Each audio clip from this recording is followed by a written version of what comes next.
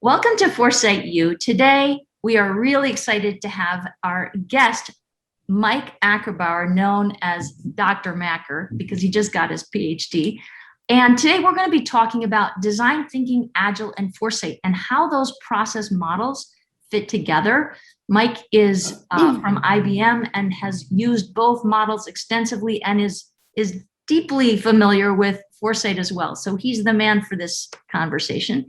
Let me go through the agenda so you know sort of what we're looking at. We'll start by talking about processes for complex problem solving. What is a complex problem? And FourSight, how it plays sometimes as a framework and sometimes as a process. And then Mike will take over and talk about design thinking, how FourSight fits there, agile mindset, how FourSight fits there, putting it all together. And we'll really open it up to a discussion with everybody. That is the plan. What's the buzz about complex problem solving? Well, it sort of started with the Future of Jobs report, where the World Economic Forum identified complex problem solving as the #1 skill for the fourth industrial revolution. Complex problem solving is an important thing, and there are lots of people who are offering solutions for how to do it, including FourSight. So a look at what is a complex problem. This is a slide Mike provided that I love because it really sets this conversation in context. There are lots of types of problems: simple problems, complicated problems, complex problems, and chaos problems. And the X and Y axis on this graph help explain what fits in what. So on the bottom, it's how do you do it? Do you know how to do this problem? Do you know how to solve it? Do you have the technology to solve it? If you're close to having everything you need, it becomes more of a simple problem. If you really have no idea how to do it, it becomes a more complex problem. On the Y-axis, we have requirements, which we measure in close to agreement. Do we all agree what's going to be success? If we agree on what's going to be success and we understand how to do it, it's a simple problem. If there's less agreement, it gets more complicated. If we are far from agreement, we're definitely in a complex problem. Approaches to complex problem solving include design thinking. Design thinking works to solve this problem.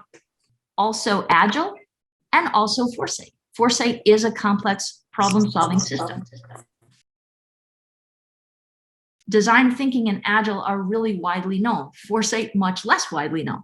So the good news is FourSight is designed to play well with others. If you're working with a team that doesn't have a problem-solving process, they don't have a language for complex problem solving, they're not, embedded in design thinking or Agile, you can use FourSight as a process, a simple 4-stage process: clarify, ideate, develop, and implement. If you're working with a client who is already committed to design thinking as their process, FourSight is still relevant because FourSight in that context simply works as a framework for understanding complex problem solving. You can move it from a process which is prescriptive, it shows the stages of process, it directs the problem solving. You can use FourSight instead as a framework that is descriptive of the problem-solving map that shows thinking styles that emerge in each type of problem solving and then informs problem solving. So I'm Mike Ackerbauer. I'm with IBM. I like to call myself a whole team entrepreneur because we talk about diversity of thinking in agile ways of working. And I call myself a cognitive Sherpa because I like to make complex organizational concepts easy to understand and simple to apply.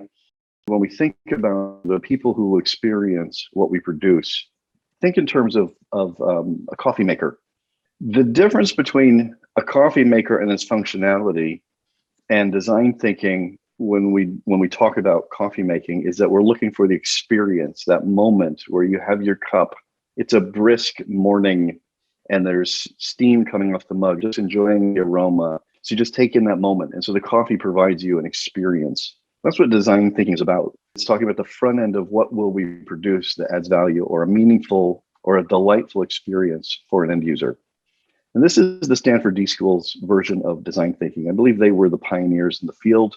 And theirs is very interesting to me because it resonates with certain language that really hit home the first time I heard IBM's version of design thinking. I literally almost fell out of my chair the first time I was in a design thinking session at IBM. And they said, this is the process. And they went, you stole the creative problem solving model, you thieves. And then I said, wait a minute, this is really compelling because it adds a flavor to creative problem solving and to the FourSight framework and process that says, wait a minute, we're trying to solve a very specific, unique, elegant sort of problem. It just so happens we're using the same problem solving language underneath. Different variation or dialect, different way of getting through the process, but 80% identical all the way through. And that really charged me when I saw that at IBM, and I said, I see real convergence here. What do I do with it? What these models say is we move from empathy to definition to ideation to prototyping and testing, or understanding, exploring, prototype, evaluating. And we sort of used to do this with the creative problem solving process, vertical or horizontal, and we've done it with the FourSight model. What is the drawback to doing this, presenting this model in a linear format? It doesn't acknowledge the iterative nature of it. Right. We know that we can go back at any time and re-enter some step. We just reinforce psychologically that you go, I did all my empathy at the beginning. I've tested it. I don't need to go back and double check with the end user. I already know the answer because I talked to him on the front end. Well, who knows what changed over that time? So what IBM did with version 2.0 of design thinking is we turned it into an infinite loop. And we said, it isn't that we don't do this linearly. We do it that over time. Time is linear. Everything else is this wonderful rhythm and flow of observation on the left-hand side. What is the known world? What is our client, our end user's lived experience and felt need? We reflect on what's going on there. What have we discovered on that side of the loop? And then what can we do about it on the right side that addresses that pain point or that felt need? What turns that as-is scenario into a to-be that is potentially delightful for our end user? So the linear nature of it really reinforces that this is a re-entrant, reiterative, or an iterative process that we go through. So that's design thinking with a little bit of a nice, better way of presenting what does design look like in flow. Let's talk about Agile. Let's start here. In the old ways of working, especially in manufacturing, in the 80s with software delivery, what you'll see here is the waterfall method was we do all these big blocks of phased work, kind of like understand, explore, prototype, evaluate. And then at the back end, okay, we've done all our due diligence in a very sequential manner. But what happens, just like we said with linear ways of doing creative process, we forget what we were designing or discovering for in the beginning. And any lengthy plan, when people tell you we're going to do an 18-month delivery cycle, and it's going to look like this when it's done, I challenge you to talk to any leader who funded that and championed it to say they didn't actually make substantial changes all the way through. So why do we continue reinforcing this linear model? Agile says, let's take the same all the major piece parts that we're going to do anyway.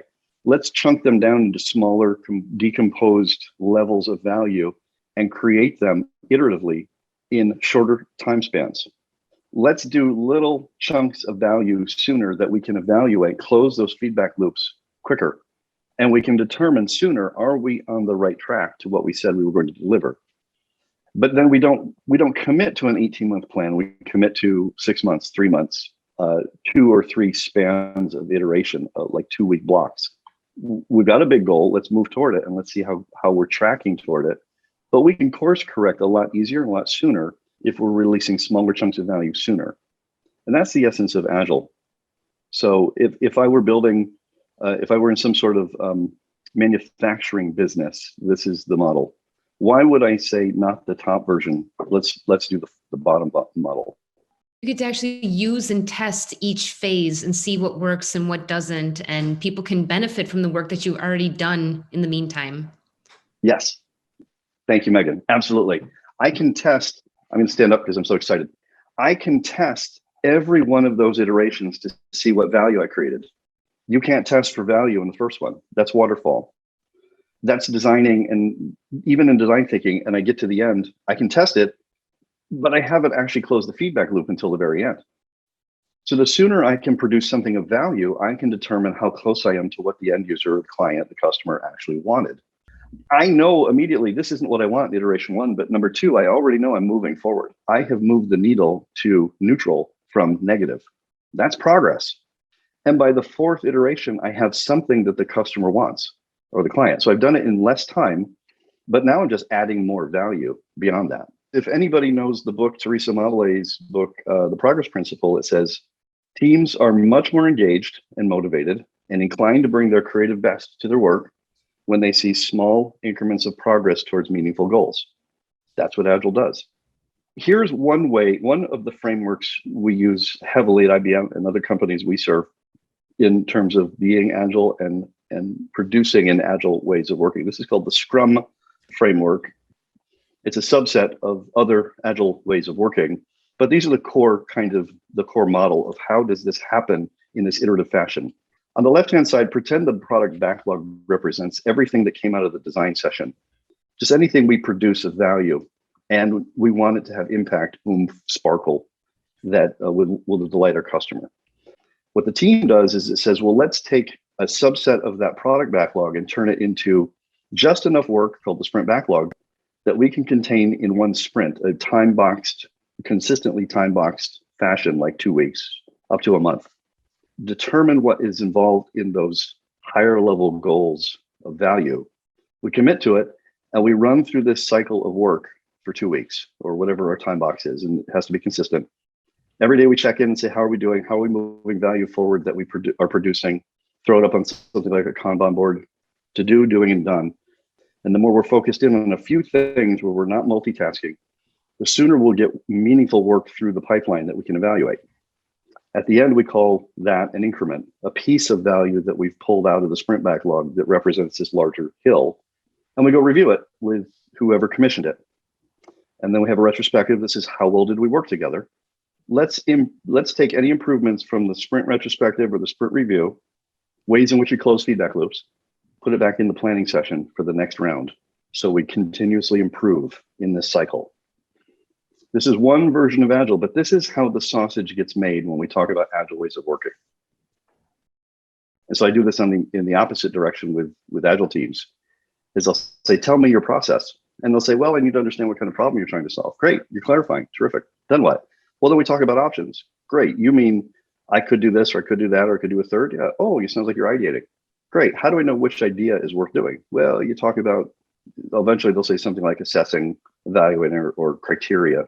Great, you developed. Okay, now bring it home. Oh yeah, we go execute. And every time they tell me implement. The product owner says, this is the goal. These are the priority level stories, we call them. So when the sprint planning happens, we take those big thoughts. Some of them are stories we can actually take and run with. Mostly they're kind of ambiguous. So we have to break them down in some way. So in the sprint planning process, we're generating ideas about what the stories could be that represent that higher level value. And then we're bringing some sort of structure or tangibility to them. And then what are the done conditions that say, I know we've completed the work. Then we bring through that process some form of consistency. How do we know we've done the work? Move it off over here. So this whole way through, we are clarifying, we're ideating, we're developing, we're implementing. Here's kind of how it looks at a macro level. At the end-to-end process, you're seeing the whole creative problem-solving language being expressed all the way through. And so with that in mind, here's the loop version of the same macro view. If on the left-hand side, I'm thinking this is design, and on the right-hand side, I'm thinking this is Agile practices. Taken together, I look at this as agility. I don't speak it Agile anymore at work, I speak agility. So now we can talk about the creative mindset behind or underneath what's going on at all these phases of these two dialects of creativity called, or frameworks around designing for a customer something really delightful and then delivering it with impact. What's interesting to me is once I know where the preferences kick in at different phases of every model, I now have ways of being prescriptive or diagnostic for teams when they say, we're just really struggling in this one area. And so now I can say, and the way I teach this internally with clients is I'll say, bring a dot. If we do it in Mural, I'll say, put a dot where you spend most of your time today. Put a dot where you could really benefit from spending more time. Where is there an opportunity for you if you could spend more time there? And I use the language of design that's not here, but it's absolutely mapping one-to-one, almost exactly one-to-one to the FourSight language. I say, if you're over here and you want to be over here, great. Let's talk about tools that speak to that. So you could use this kind of model as a way to help you quickly track into where are there opportunities to help teams grow or get better. I hijacked some of the FourSight literature and I said, wait a minute, if we're talking about the mindset of agility, we're talking about sensing gaps, being open to novelty, tolerating complexity, taking risks. This is fuzzy because I lifted it out of the FourSight literature and retrofitted it with Agile and design practices. But down here, where there's a tool set for creativity, creative problem solving in the FourSight literature, what I did is I overlaid what are the major practices of design and Agile that fit the preferences. And then, of course, the skill set, clarifying the challenge, generating new ideas, developing solutions, implementing plans, says, wait a minute, if it's already baked into every one of those models because it's a universal problem-solving language that's driving that framework, then we have complete liberty and maybe an obligation to interject our thought into our teams, organizations, processes and saying, wait a minute, I think we're missing something here. I'd love to help with that. And so here's your little Rosetta Stone for if you don't know the language of design, you don't know the language of Agile, and you hear some of these terms, and as you read the literature that Sarah's going to email to you, you go, okay, I see where this fits. Can I just Or make insights. a comment that I think it's brilliant that you have wed together design thinking, which sort of has one camp, and Agile, which has another camp, because really design thinking is such an elegant way to deal with the front end of the process. It really focuses on the user, it really makes sure you're solving the right problem and that you know the job to be done. And agility or Agile really makes sure you move all the way through the back end of the process. You've got all these ideas backlog, but here's how you execute. From a FourSight point of view, we know that all of these processes come from creative problem solving. They're all rooted in creative problem solving or complex problem solving. But design thinking was really made for designers who have a FourSight profile that's low clarifying and really high ideating. So they tended to move into designing without doing the clarification. And design thinking really enforces that step, makes sure it gets done. Whereas Agile and agility really came from the software space, and it was addressing the need of developers, software developers, who we know from a FourSight point of view tend to have a developer preference and want to go deep and make it perfect before they release anything. And so the fact that Agile really pushes you, you can see how much of Agile is oriented toward implementation.